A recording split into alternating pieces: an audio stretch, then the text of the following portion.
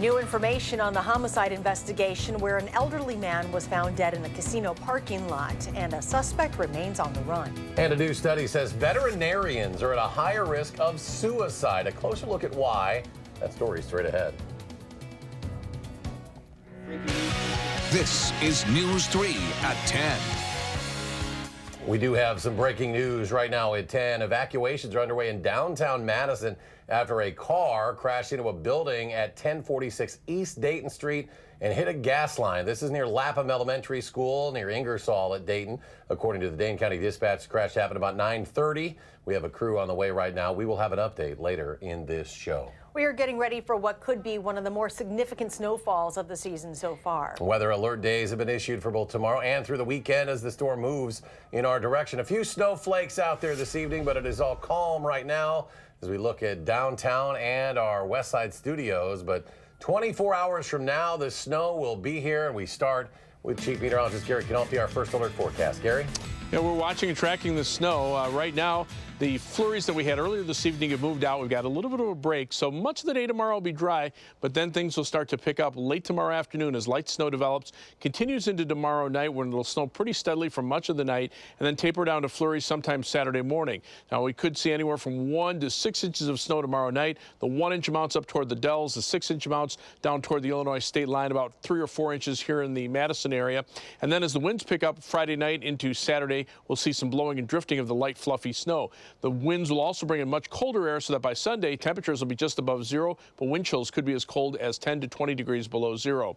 The flurries we had earlier have now crossed over Lake Michigan, just starting to see a few flurries over the eastern portions of the Dakotas from the storm that will affect us for tomorrow, but right now things pretty quiet across southern Wisconsin.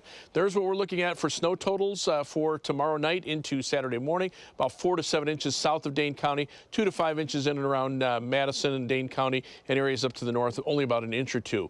Low temperatures this morning, teens to lower 20s, still above normal for this time of year. High temperatures also above normal by about 5 degrees, 31 the high in Madison. Current temperatures are in the upper 20s, although skies are clearing out toward the La Crosse area, and notice the temperatures there are about 5 to 10 degrees colder. And by tomorrow morning, we'll look for those temperatures to drop off to the upper teens. The skies at least partially clear out. Clouds will be back tomorrow. Snow will develop late in the afternoon with a high of 26. That's your first alert forecast. Thank you, Gary. Places to the south of Madison, like Beloit, have already declared snow emergencies for tomorrow. In Madison, city crews have been preparing for the snow by pre-treating the roads with brine. They say they won't be able to get to every road, but are focusing on the main thoroughfares.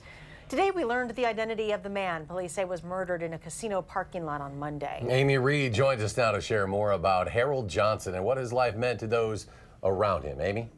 No one in Portage has anything but wonderful things to say about Mr. Johnson. He was kind, he shared fish and the best fishing spots. And now he's leaving a hole in the lives of those he left behind. As snow starts to pile on the sidewalk, it's hard not to think about the man that used to push it away. He always did what he was supposed to do. I mean, you never seen a shovel not sidewalk. You never see his grass not mowed. It's the little things you learn to love about the man. Neighbors come and go here, and he's been around, so. Just across the street. No, not like him. Oh, probably never have another one like him. He touched so many lives. Chief Ken Manthe. People are just in shock. Knew Harold Johnson nearly the same way. A friendly man, perfect to share the ice, a neighborhood, or even a pew. A man of great faith. His daughters have that confidence that he's in heaven because of his faith in Jesus Christ as his Lord and Savior, and I look forward to seeing him again someday. There was no way to guess, knowing Harold the way they did, that his story would be told like this. It was such a shock when I learned Monday morning that he was missing, and then to get the bad news Monday afternoon that he was found murdered. Monday afternoon, Harold was found here, dead in his car. Police say it was a homicide, and the man they think is responsible, 68-year-old Robert Pulvermacher, is still out there. While police everywhere look, police in Portage grieve as well. How can anybody do that? It's just so senseless. Hoping someone brings in the man who did this to their friend and their neighbor, doing their best to honor him the best way they can. Boy, pray for his family and hope they catch the person that did this, and maybe we can have a Portage fishing contest in Harold's name. So, there you go. Police are keeping an eye out for Pulvermacher. If you see him, they ask that you call 911, but know that they believe he is armed and dangerous. If you would like to honor Harold Johnson, we have information for services on our website. Amy, thank you. Crews are still not officially releasing the identity of a man found dead this morning in a field in Marshall. Police were called around 9 to a report of a suspicious vehicle in the Evergreen Village mobile home park. About an hour later, the body was found behind that park. Police say the two are connected. The high school, which is nearby, was put on a soft lockdown as a precaution. Rockhound Brewing on Park Street in Madison has been burglarized again. It was first targeted in early December when someone broke in, stole thousands of dollars in cash. According to a Facebook post today, increased security measures were installed after that break-in. They say this time around the damage was much worse, mainly because of the extra damage done to avoid those extra security measures. The family of Carolyn Nozel, who was murdered outside a grocery store where she worked in 2016, has filed a wrongful death lawsuit against the company. She was killed by Christopher O'Crawley as she was walking to her car outside the Metro Market on Cottage Grove Road. O'Crawley had also worked at the store but had recently been fired. O'Crawley was sentenced to life in prison but died in prison. A federal judge has struck down early voting restrictions passed in the lame duck session last year by state Republicans. Those restrictions would have limited early voting to the 2 weeks before an election. In the November election, cities like Madison and Milwaukee allowed voting for 6 weeks before the election, far longer than in smaller and more conservative communities. Veterinarians pour themselves into saving the pets we consider part of our families. But research shows that these professionals are far more likely to die by suicide than the average American. Our Madeline O'Neill explains. I think the human-animal bond, that is the most powerful part of this job. From furry faces to their human counterparts, Megan Shu's passion is helping others. Not only helping animals, but being able to impact people by helping animals. Sometimes veterinarians like Shu work so hard. Compassion fatigue and burnout is a huge problem. That their care doesn't extend to those who need it the most. Taking an overall look at your whole overall emotional and mental well-being is just not something that in the field we really do that much. According to a CDC study published in the Journal of the American Veterinary Medical Association, male veterinarians are twice as likely to die by suicide as the average American. Female veterinarians are 3.5 times as likely. Honestly, sadly, it doesn't sound all that surprising. Shu can speak to the occupational stress the study lists as a potential factor. I definitely have felt some of that. Any profession or vocation that saw this kind of data would be concerned. Shelley Waller, a counselor in the University of Wisconsin School of Veterinary Medicine, says the profession comes with unique stressors. The exposure to euthanasia and end-of-life decisions and guiding owners through that process, communicating bad news. The program PAUSE offers students wellness resources like individual counseling and opportunities for mindfulness. So this is our new meditation space. Tools Waller hopes students can take with them into their careers. Good boy. At her own clinic, Precision Veterinary, Shu says talking about job stress is a start. But to help the helpers, you have to take it a step further. So I think kind of framing it in a way where we're not just saying like this is okay and normal, like it is okay that you're feeling that way, but at the same time, how can we come together and make that better? The website Mighty Vet was recently launched to help veterinarians with the challenges they face. The online group Not One More Vet also offers support.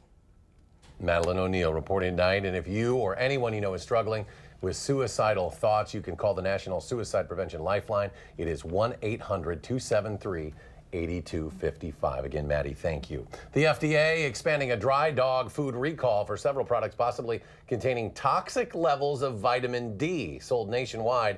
The recall includes more than 24 brands of food from more than a half dozen companies. A veterinarian we spoke with today says symptoms can include drooling, vomiting, lethargy, and loss of appetite. We have a list of those recalled foods on our website, channel3000.com. And still to come tonight at 10, it is a dangerous gas that is linked to thousands of deaths each year. Oh, look at whether your child's school has been tested for radon when we come back.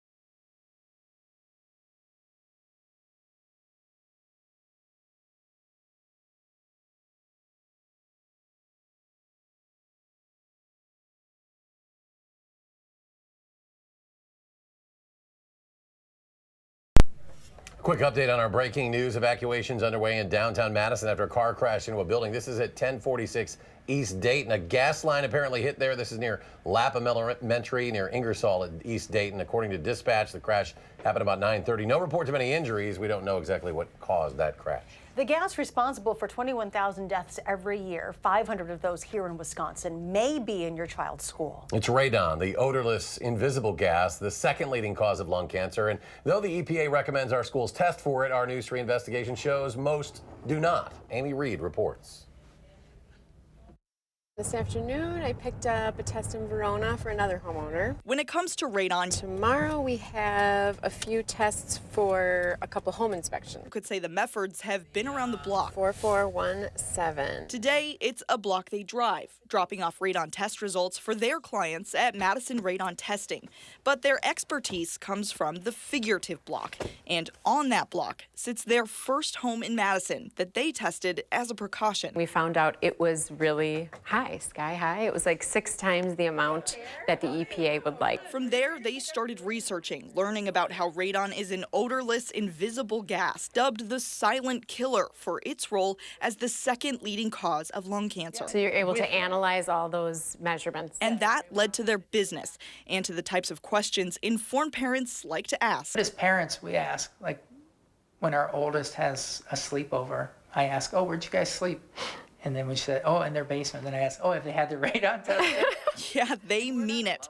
Any place their kids spend time, they want to know about radon. But one place is out of their hands. And really, to think about our kids spending, you spend 7-8 hours a day at school every day. So it'd be nice to know, just for peace of mind. And maybe the levels wouldn't be high. Maybe they would come back, they wouldn't have high radon in the classrooms, and then that would just be for peace of mind as well. Even though the EPA recommends schools test every ground level room every 2 to 5 years, most schools don't. We asked 55 school districts in south central Wisconsin when was the last time they tested for radon. And of the 36 districts that responded, only 4 have tested district-wide in the last 5 years. 7 haven't tested since the late 80s or 90s, and 21 haven't tested at all. 25,000 students in schools, 180 days a year, breathing air that could have elevated levels of radon. Mm-hmm. That's a public health concern. A public health concern is right, according to a local expert on radon. It's important for schools to be testing because we want to reduce your overall exposure to radon throughout your lifetime because lung cancer is a later stage of life disease. And if you can reduce your exposure at home and places where you spend a significant amount of time, I think we should be doing that. But paying for testing in every ground level classroom in every building in the entire district can be costly. And as some schools pointed out when we asked, it's not required by state law. It's not for me to say whose responsibility it should be, but I think districts can get organized and figure it out as they do a maintenance plan for all their schools. They could add radon to that list. Many parents we asked agreed someone should find a solution, even if that means paying more in taxes to make it happen. Well, for the safety of the children, and if they're in there all day long, and breathing this in, if it can cause lung cancer, that's a big reason to be testing. We don't want to make our children sick trying to educate them. And the testing itself wouldn't really be that expensive. Of course, the Meffords are on board, not just because of their near obsession with radon, but because of the part of their story that really hits close to home. Kirk's mom, who, yes, was a smoker, died of lung cancer after living in a home with high levels of radon for most of her adult life, a combination that makes cancer even more likely. We'll take a look at the monitor. So they're happy many people are taking their advice and experience to heart, trusting their journey and getting their homes tested and mitigated before it becomes a problem, before a loved one in one of these homes gets cancer.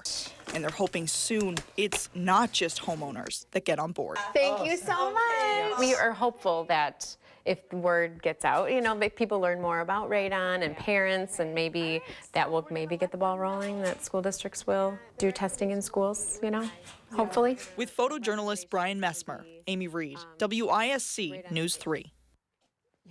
Now we understand there's a lot of information to unpack here, so we have more of it over on our website. Just head to channel3000.com. We also have a map where you can see when the last time your child's school district tested for radon. All right, another big story tonight certainly is the weather and what we can expect in the next day or so. And Chief Meteorologist Gary Canalfi joins us now with the latest. Gary? Well, we continue to keep alert days in the forecast for tomorrow, Saturday, and Sunday. For light snow will develop late tomorrow afternoon, become a little heavier tomorrow night with several inches of accumulation. Thinking somewhere between about 1 and 6 inches of snow. I know that's a wide range, but the 1 inch amounts will be up toward the Dells, maybe 2 to 4 inches around the Madison area, and then a little bit more farther toward the south toward the Illinois state line. Maybe a little additional morning accumulation before it tapers to flurries, but as winds pick up, there'll be some blowing and drifting of the powdery snow on Saturday. Temperatures will turn colder. By Sunday morning, temperatures will be just above zero, but wind chills could be as cold as 10 to 20 below zero. As far as specific amounts, this is what we're thinking, about 4 to 7 inches in the tier of counties closest to the Illinois state line. Also, some lake enhanced snows could bring in heavier amounts toward the Milwaukee, Racine, and Kenosha areas. Also, the storm coming in from the west will kind of head southeastward and then turn northeastward, so it might be a little bit higher over southwestern Wisconsin. Farther north you go, the lesser the snows appear to be now. Far northern parts of our viewing area, probably only around an inch of snow. The flurries that we had earlier this evening have pulled out. The next storm system starting to see a few flurries show up across the eastern Dakotas and western Minnesota. It'll be late tomorrow afternoon before we start to see steadier snow here. Winter storm warnings have already been issued for Crawford and Grant counties, as well as areas to the west from much of Iowa, southern Minnesota, winter weather advisories to the north, and winter storm watches to our south. Computer model forecast, the RPM computer model that earlier was showing just a little bit of snow in Madison. Well, now it's come up to about 2.5 inches here. Dropped the totals a little bit farther to the south, so it's coming more in line with the other computer models. The European computer models stayed pretty steady, about 3 to 4 inches in the Madison, Milwaukee areas, heavier amounts down to the south across northern Illinois. And the GFS computer model, the main U.S. day-to-day forecasting model, still showing about 5 inches in Madison, about 7 inches near the Illinois state line. So since all the computer models are now coming into agreement, the confidence is higher that we're going to be looking at those types of snowfall amounts when all is said and done. Right now, the live view from the Edgewater Sky Cam in downtown Madison, it's cloudy here, but skies are actually clearing out to the west of us.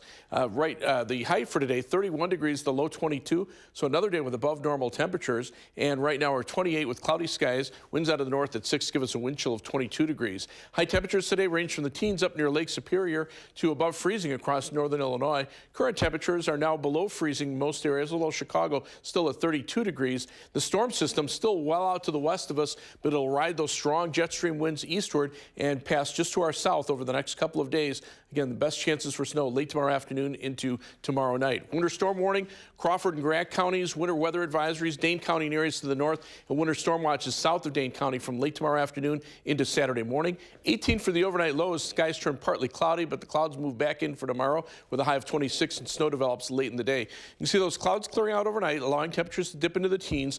Clouds move back tomorrow by late afternoon. The snow overspreading much of southern Wisconsin continues through tomorrow night, starts to taper to flurries by Saturday morning. The brisk winds, high temperatures on Saturday only around 20 degrees, cause some blowing and drifting of the snow. Snowfall amounts, again, 1 to 2 inches north, 2 to 5 inches central, 4 to 7 inches down toward the Illinois state line. 7 to 10 day forecast. Colder after the snow ends. Look for temperatures only around 12 for a high on Sunday. Another weather system could bring accumulating snow the middle of next week, followed by temperatures that'll be colder toward the end of the week. So we're in a more active winter pattern.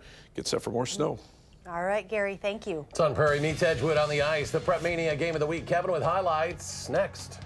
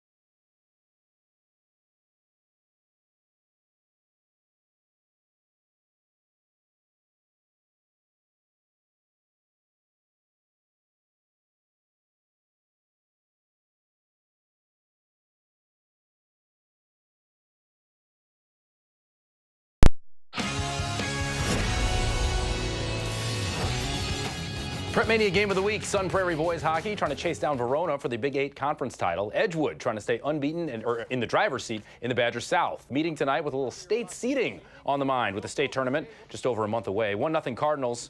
Edgewood strikes. Drew Lentz up ice to T-Bone Weiss. Oh, T-Bone finishes. We are all tied at 1 apiece. 2-1 Edgewood. Second period.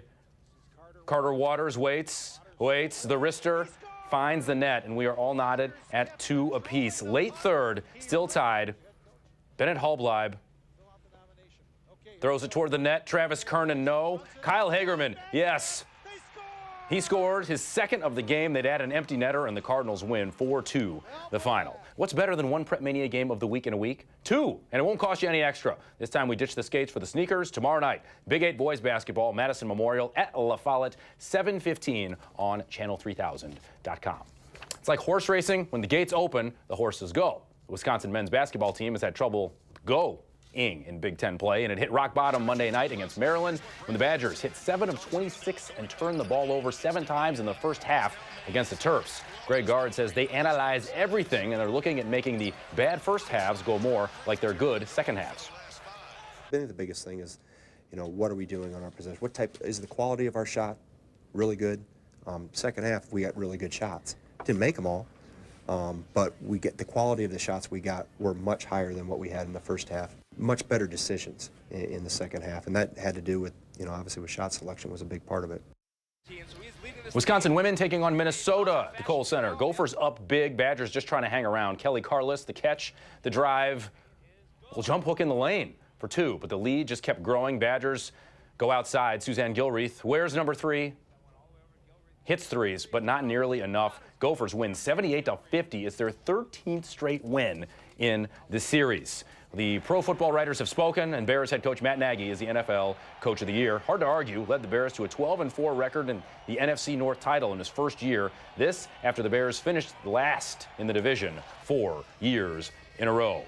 First round, Desert Classic, La Quinta, California. Phil Mickelson for birdie on 10. Show off. Seriously. Now, mere mortals would just try to get close to the pin and putt it, but Phil Mickelson, clearly not a mere mortal. A birdie the hard way. He's golfed a lot of rounds in his pro career. This the lowest of them all, a 60, 12 under par. He is 3 up on Adam Long for the lead. One more break, and we are back right after this. 2,077 rounds on the PGA Tour in his career.